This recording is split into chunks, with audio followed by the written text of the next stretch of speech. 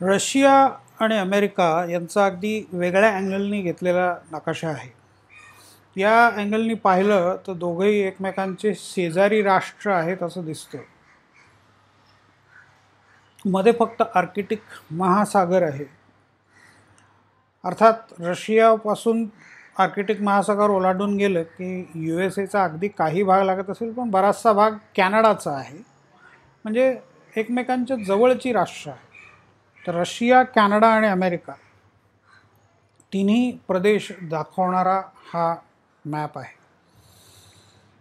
दुसऱ्या महायुद्धानंतर Soviet union आणि युनायटेड स्टेट्स रिलेशन्स हे खूप महत्त्वाचं राहिलेलं आहे.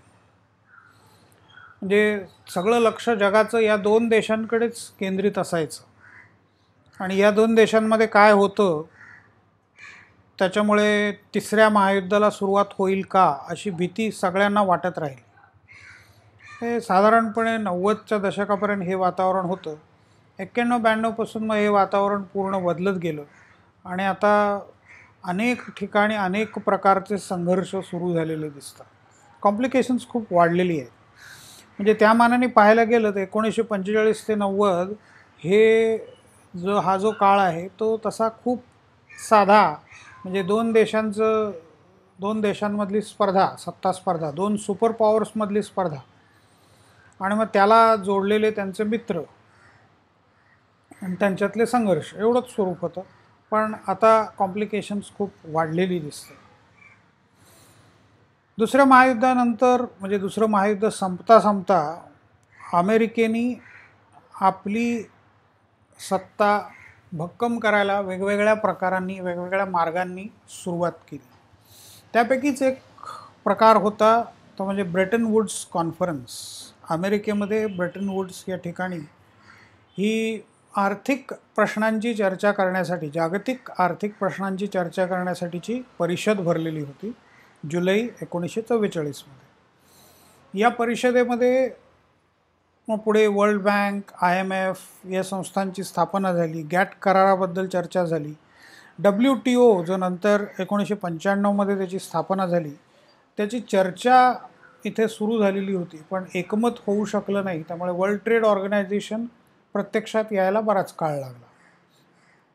पण इथे तुम्हाला USSR पण दिसतोय. म्हणजे त्यावेळेला एवढे संबंध त्यांच्यातले ताणलेले किंवा बिघडलेले नव्हते. त्यामुळे USSRला सुद्धा ब्रेटन वुड्स कॉन्फरन्समध्ये घेतलेलं आहे. पण ते झाल्यानंतर मात्र हळूहळू त्यांच्यामधली दरी वाढत गेली आणि मग वर्ल्ड बँक, IMF यांच्याशी USSRचा काही संबंध राहिला नाही.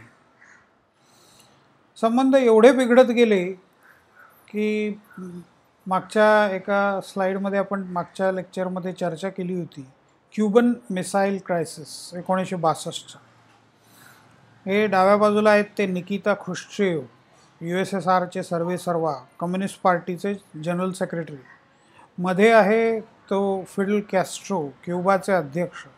आणि इकडे उजवीकडे आहेत ते JFK किंवा जॉन F केनेडी, अमेरिकेचे राष्ट्राध्यक्ष.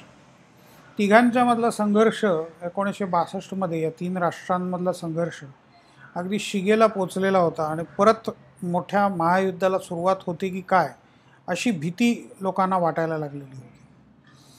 अमेरिका त्याच्याजवळ क्युबा नावाचं छोटंसं राष्ट्र कॅरेबियन आयलंड्समध्ये, तिथे क्रांती झाली, ती यशस्वी झाली, त्याला रशियाने मदत केली.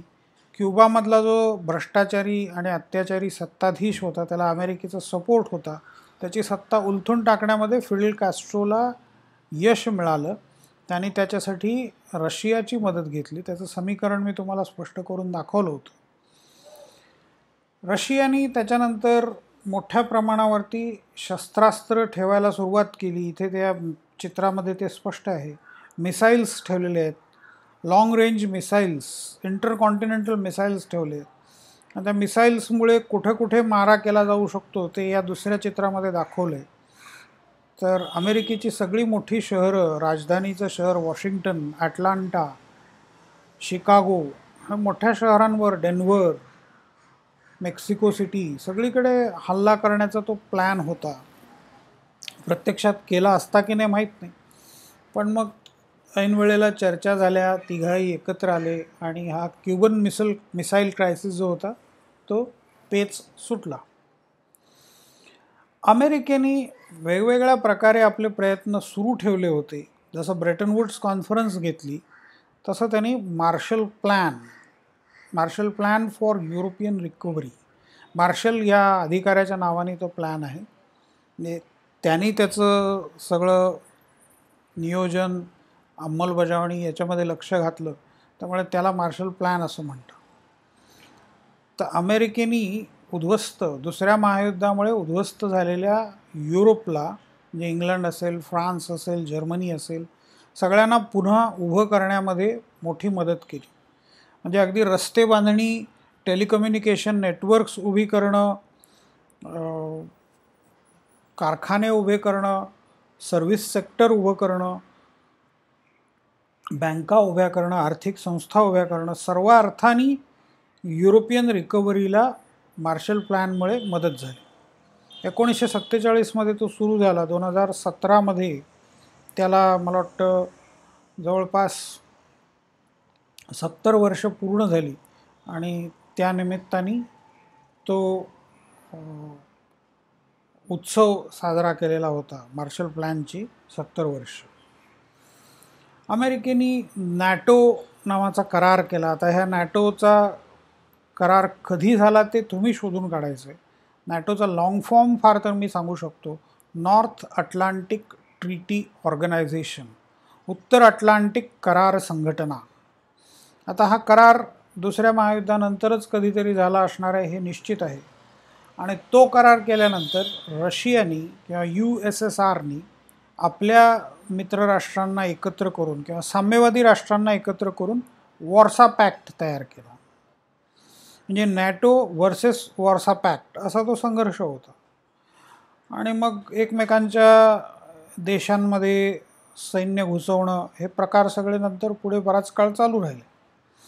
उदाहरणार्थ 1968मध्ये झेकोस्लोवाकियामध्ये तिथल्या सरकारने कम्युनिझम उलथून टाकण्याचा प्रयत्न तिथे झाला, तर लोकांनी तो प्रयत्न केला. तर तिथल्या सरकारच्या पाठिंब्यासाठी वॉर्सा पॅक्टच्या ट्रूप्स म्हणजे सैनिक हे झेकोस्लोवाकियामध्ये घुसलेले होते. तर हे सगळं 1984-85पर्यंत चालू राहिलं. अमेरिका आणि रशियामधला किंवा अमेरिका आणि USA आणि USSR यांच्यामधला संघर्ष चालू राहिला. 1984-85 नंतर या माणसांनी, आता हे आहेत मिखाईल गोर्बाचेफ, हे USSRचे कम्युनिस्ट पार्टीचे म्हणजे त्यांची सत्ता टिकेतोपर्यंत म्हटलं तरी चालेल अगदी शेवटचे जनरल सेक्रेटरी. तर हे मिखाईल गोर्बाचेफ यांनी सर्व चक्र उलटी फिरवायला सुरुवात केली, बदलायला सुरुवात केली, सगळी रचना, सगळी व्यवस्था बदलायला सुरुवात केली. त्यांच्या काळामध्ये दोन रशियन शब्द जगभर पॉप्युलर झाले होते, ग्लासनोस्त आणि पेरेस्ट्रॉइका. तर 84-85 नंतर त्यांनी या दोन पॉलिसीज राबवल्या. ग्लासनोस्त म्हणजे खुलेपणा आणि पेरेस्ट्रॉइका म्हणजे पुनर्रचना. रशियामध्ये खुलेपणा बिलकुल नव्हता. कोणालाही सरकारविरुद्ध एक शब्द बोलता येत नव्हता. अभ्यास करायचा तर कशाचा करायचा, तर मार्क्सचा करायचा, मार्क्सवादाचा करायचा. त्याच्या विरुद्ध काही अभ्यास करताना तुम्ही आढळलात, तुमच्याकडे काही पुस्तकं स्वातंत्र्य लढ्यासंबंधाने, लोकशाही संबंधाने, मतवादासंबंधाने अशी जर सापडली तर तुम्हाला तुमच्यावरती आरोप ठेवून तुम्हाला तुरुंगात टाकलं जायचं. तर ग्लासनोस्त याच्यामध्ये खुलेपणा, त्यांनी बरेच मोठे शास्त्रज्ञ जे डांबून ठेवलेले होते. सखाराव नावाचा एक मोठा अणुशास्त्रज्ञ होता.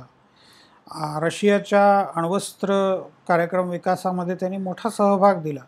पण नंतर तो अमेरिकेची हेरगिरी करतोय, म्हणजे अमेरिकेच्यासाठी हेरगिरी करतो असा संशय आला आणि मग त्याला तुरुंगात टाकलं गेलं. तर ग्लासनोस्तच्या दरम्यान गोर्बाचेवनी सखारावला पण सोडवलं आणि पेरेस्ट्रॉइका म्हणजे पुनर्रचना करायला सुरुवात केली. आणि प्रत्येक बाकीची जी आजूबाजूची कम्युनिस्ट राष्ट्र होती त्याच्यामध्ये उदाहरणार्थ पोलंड असेल, आता हे पोलंडचे त्यावेळचे नेते लेख वॉलेसा, सॉलिडॅरिटी नावाचा पक्ष होता आणि कामगारांचा पक्ष होता तो, तर त्याच्यामध्ये ते नेतृत्व करत होते. तर त्यांच्या नेतृत्वाखाली मग चळवळ उभी राहिली. गोर्बाचेवनी त्यांना सांगितलं की तुम्ही तुमच्या मार्गाने जा, मी माझ्या मार्गाने जातो. It's my way, it's my own way, असं एक इंग्लिश गाणं आहे. त्या गाण्याच्या आधारावरती त्यांनी लोकांना सांगितलं. ते गाणं म्हणत म्हणतच सांगितलं की आता प्रत्येक कम्युनिस्ट राष्ट्राने आपापला मार्ग निवडावा. USSR त्यांना कुठलीही मदत पुरवणार नाही, देणगी देणार नाही किंवा काही डोनेशन देणार नाही, तर तुम्ही स्वतंत्रपणे कार्य करायला लागा. पोलंडमध्ये क्रांती झाली, रोमानियामध्ये क्रांती झाली, बल्गेरियामध्ये क्रांती झाली. सर्व कम्युनिस्ट राष्ट्रांमध्ये क्रांती होत गेली, एक एक राष्ट्र स्वतंत्र होत गेलं. जर्मनीमध्ये बर्लिनची भिंत पाडली गेली. त्याच्यानंतर जर्मनीचं 1990मध्ये ऑक्टोबर 1990 3 ऑक्टोबर रियुनिफिकेशन झालं. म्हणजे एक युनायटेड जर्मनी होता, पण तो दुसऱ्या महायुद्धाच्या दरम्यान ईस्ट आणि वेस्ट अशा 2 देशांमध्ये विभागला गेला. तर तो पुन्हा एकत्र आणण्याचं काम 1990मध्ये पूर्ण झालं. आता हा पुढच्या स्लाईडमधला नेता ओळखा, याचं चित्र तुम्ही अनेक टी-शर्ट्सवर पाहिलं असेल. हा चे गवारा, मूळचा अर्जेंटिनाचा, आणि क्युबामध्ये जी क्रांती झाली, फिडेल कॅस्ट्रोनी जी क्रांती केली, त्याला मदत करणारा हा चे गवारा. चे म्हणजे अर्जेंटिनामध्ये सन्मानाने म्हणण्याची पद्धत आहे, चे. तर चे हे त्याचं नाव नाही आहे, गवारा आणि नाव आणखीन मोठं वेगळं काही असेल, पण चे गवारा म्हणजे आपण श्रीमान श्रीमती असं जे म्हणतो त्या अर्थाने चे असं म्हणा, किंवा माननीय, तर चे गवारा.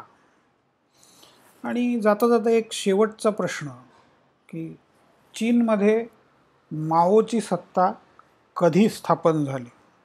आपण बघितलं की कार्ल मार्क्स हा विचारवंत होता. कार्ल मार्क्सने प्रत्यक्ष राजकारणात भाग कधी घेतला नाही.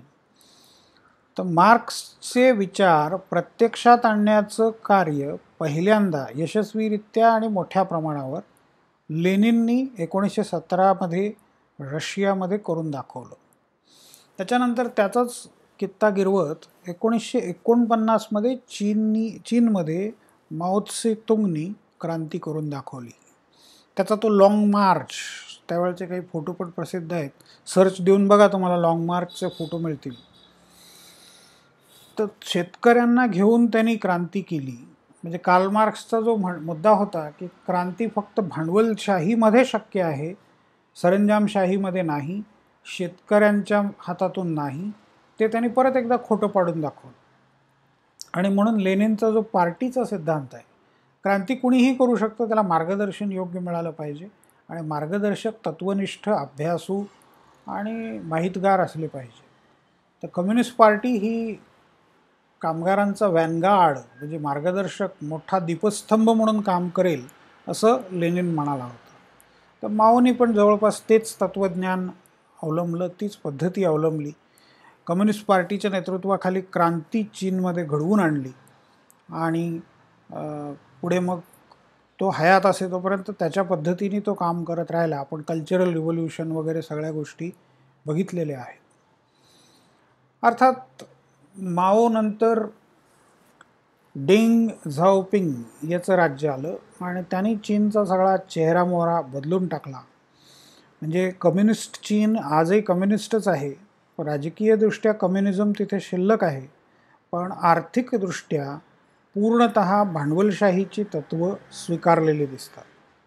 फॉरेन डायरेक्ट इन्व्हेस्टमेंट, थेट परकीय गुंतवणूक आपल्यापेक्षा दसपटीने जास्त, आणि आपल्यापेक्षा बरीच आधी 1979 पासून त्याने त्याला सुरुवात केली. आपण 91-92ला सुरुवात केली.